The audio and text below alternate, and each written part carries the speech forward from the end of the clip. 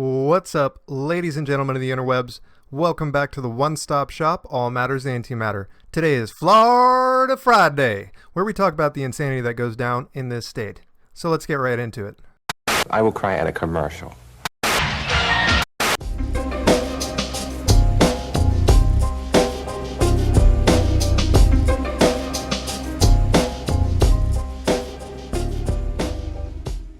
Alright, so we're talking about a couple different stories today, but let's get right into the first one. Armando Prada and Giovanni Montez were caught in the act while trying to steal from a Ocala Dollar General. Deputy Adam Rendell was responding to an alarm at the Dollar General when he saw a white vehicle take off. So he follows the vehicle. The vehicle basically passes through multiple stop signs and then turns into a trailer park. When he gets to the trailer park, he watches two guys get out of the car and take off running. In the meantime, they are doing an investigation at the Dollar General. There's a bunch of deputies there. They look at the surveillance footage. They see that the safe has been cut into. They see that there's money bags on the floor. There's cash drawers empty.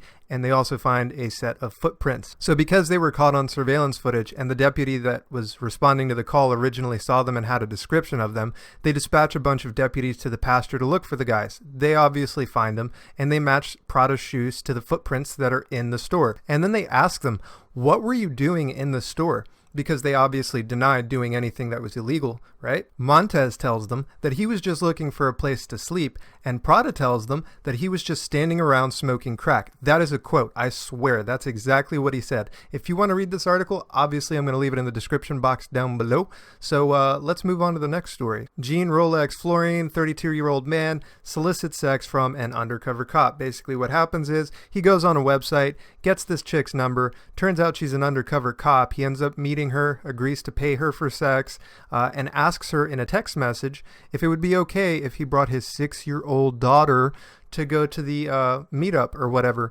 So they meet in the hotel room. He puts his daughter on the bed, turns on Family Feud, and turns the volume up. When he goes into the bathroom, he ends up getting arrested because he is about to have, sexual relations with a deputy sheriff. He ends up going to court, and when he's charged, he tells and keeps repeating to everybody his story. His end of the story is it was for research because back in 2014, he wrote a paper on how prostitution is bad. And what they did was they made him read during the trial his paper on prostitution.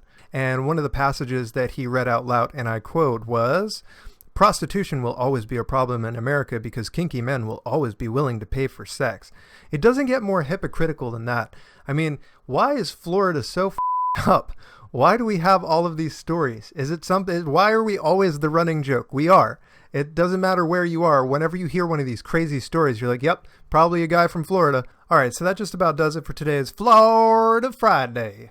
If you enjoyed Florida Friday, go ahead and click the link above for the previous Florida Fridays. If you want to read more about the articles that we discussed today, I'll put those in the description box down below. And if you like this video, go ahead and give it a like. And if you have anything to add, you know where to add it. And if you enjoy my content, slap the subscribe button for me. And hopefully I'll see you back here for tomorrow's Sarcastic Saturday.